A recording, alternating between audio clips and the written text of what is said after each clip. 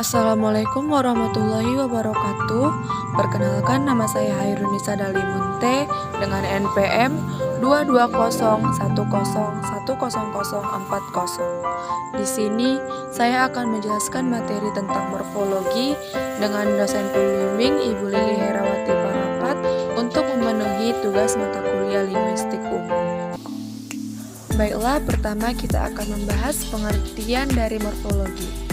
Verhaar menyatakan bahwa morfologi adalah cabang linguistik yang mengidentifikasi satuan-satuan dasar bahasa sebagai satuan gramatikal.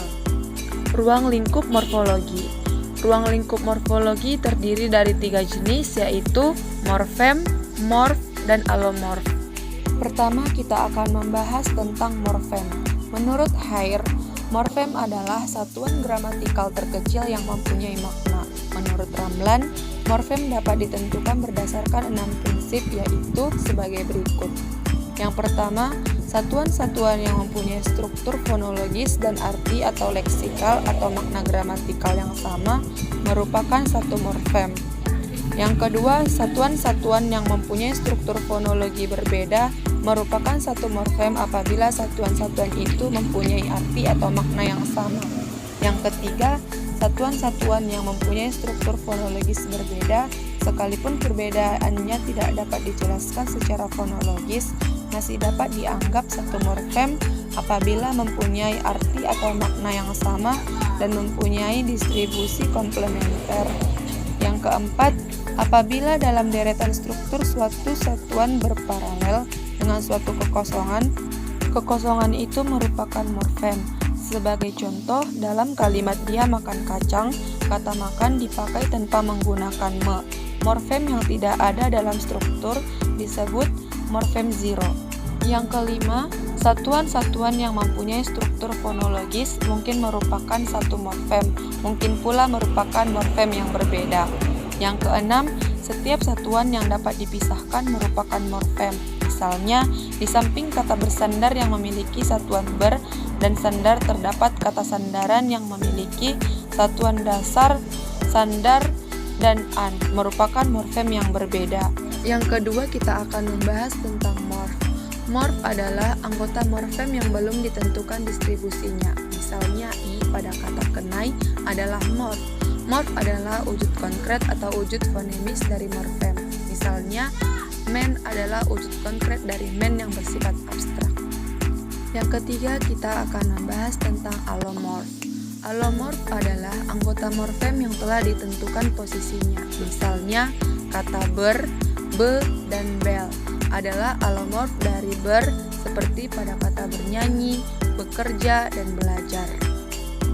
Jenis-jenis morfologi terdiri dari 5 macam, yaitu 1. Afiksasi, 2. Reduplikasi, 3. Perubahan intern, 4. Suplisi, dan yang kelima adalah komposisi atau pemajemukan. Satu persatu kita akan membahas tentang jenis-jenis morfologi. Yang pertama adalah afiksasi atau imbuhan.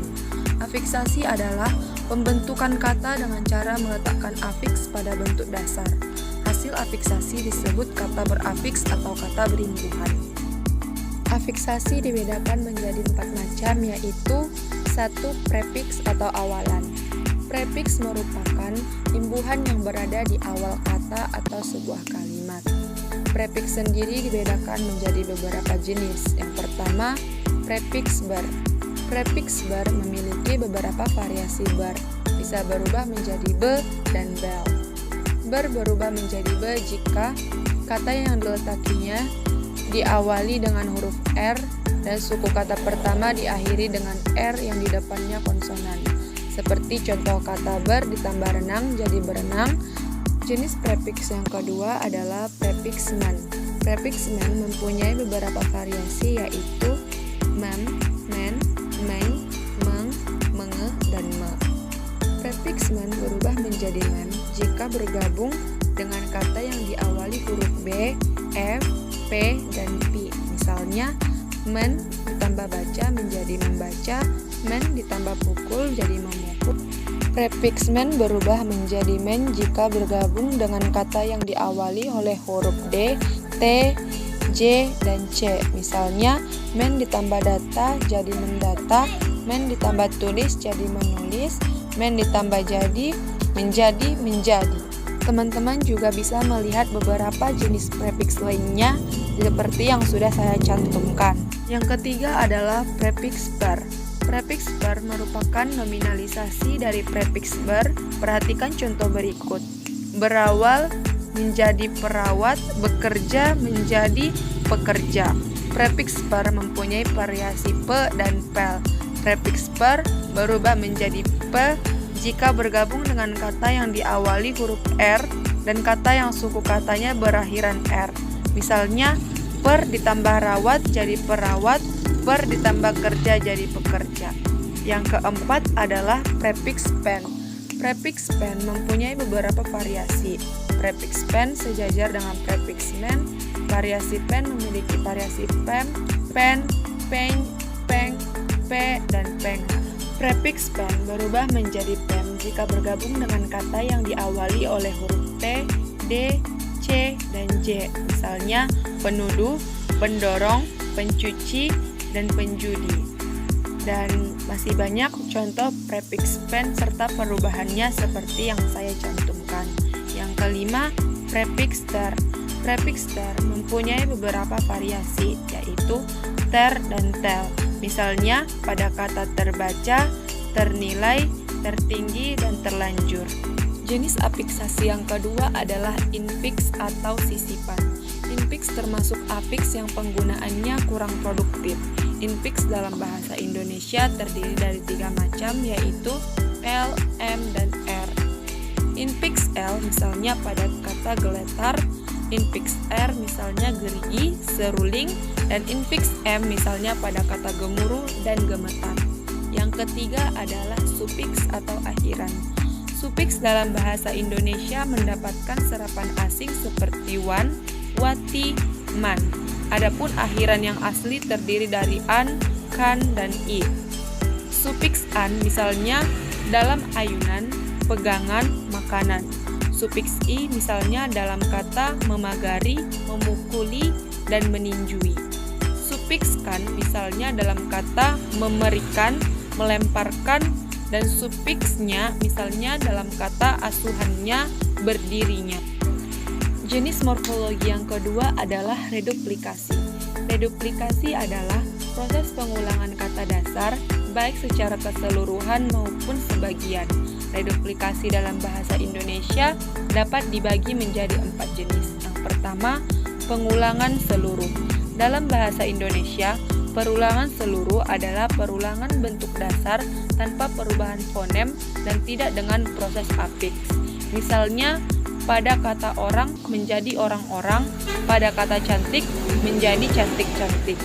Yang kedua adalah pengulangan sebagian. Pengulangan sebagian adalah pengulangan sebagian morfem dasar, baik bagian awal maupun bagian akhir morfem. Misalnya, pada kata tamu menjadi tetamu, pada kata berapa menjadi beberapa. Yang ketiga adalah pengulangan dengan perubahan fonem. Pengulangan dengan perubahan fonem adalah morfem dasar yang diulang mengalami perubahan fonem. Misalnya, pada kata lauk menjadi lauk pauk, pada kata gerak menjadi gerak-gerik. Yang keempat adalah pengulangan berimbuhan. Pengulangan berimbuhan adalah pengulangan yang bentuk dasar diulang secara keseluruhan dan mengalami proses pembubuhan afiks. Afiks yang dibubuhkan bisa berupa prefiks, sufiks, ataupun konfiks. Perhatikan contohnya sebagai berikut. Yang pertama adalah kata batu menjadi batu-batuan, kata hijau menjadi kehijau-hijauan, kata tolong menjadi tolong-menolong. Jenis morfologi yang ketiga adalah perubahan intern. Yang dimaksud dengan proses morfologis dengan perubahan intern adalah proses morfologis yang menyebabkan perubahan-perubahan bentuk morfem-morfem yang terdapat di dalam morfem itu sendiri. Contoh dalam bahasa Inggris berikut memperjelas bagaimana proses morfologis melalui perubahan intern. Kata tunggal, foot, menjadi jamak foot, artinya kaki. Kata mouse menjadi mice, artinya tikus. Contoh lainnya pada waktu kini, kata run pada kata waktu lampau menjadi ran, artinya lari. Kata lainnya adalah waktu kini take, sementara pada waktu lampau jadi took, artinya mengambil. Baik pada jamak maupun waktu lampau, tidak dapat kita tentukan bagian mana yang mengandung makna lampau. Yang tampak adalah perubahan u menjadi i, au menjadi ai. Jenis morfologi yang keempat adalah suplisi. Yang dimaksud dengan proses morfologis dengan suplisi adalah proses morfologis yang menyebabkan adanya bentuk yang sama sekali baru. Contoh dalam bahasa Inggris berikut memperjelas bagaimana proses morfologis melalui suplisi. Waktu kini pada kata go dan pada waktu lampau menjadi went, artinya pergi. Tampak sekali perubahan kata lampau yang berbeda sekali dengan kata kini. Kata go misalnya yang menunjukkan kata kini berubah menjadi went yang tidak ada tanda yang sama dengan bentuk lampaunya went, sehingga dikatakan proses morfologi seperti ini adalah suplisi. Jenis morfologi yang kelima adalah komposisi atau pemajemukan. Pemajemukan adalah proses pembentukan kata melalui penggabungan dua buah kata yang menimbulkan suatu kata baru. Proses komposisi terjadi apabila morfem dasar bergabung dengan morfem dasar, baik yang bebas maupun yang terikat, sehingga terbentuk sebuah konstruksi yang memiliki identitas leksikal yang berbeda atau yang baru. Berikut kita akan melihat ciri-ciri dan contoh kata majemuk. Yang pertama, tidak bisa disisipi. Ciri kata majemuk yang utama adalah hasil katanya tidak bisa disisipi. Jadi, untuk membedakannya dengan frasa, cobalah membuat sisipan di antara dua kata dasar pembentukannya dan lihat seperti apa maknanya. Contoh kata kacamata. Tidak bisa disisipi menjadi kaca pada mata atau kaca dari mata. Berarti ini adalah kata majemuk. Contoh yang kedua adalah sakit mata. Bisa disisipi menjadi sakit di mata atau sakit pada mata. Berarti ini adalah prasa. Ciri yang kedua adalah tidak dapat diperluas. Kata ini tidak bisa diperluas dengan imbuhan berupa awalan atau afiks dan akhiran hanya di masing-masing katanya. Jika akan memberikan imbuhan harus disertakan di gabungan kata tersebut sehingga memiliki makna. Contoh pada kata kereta api. Kata ini tidak bisa diperluas dengan imbuhan di satu kata saja menjadi perkereta api atau kereta apian.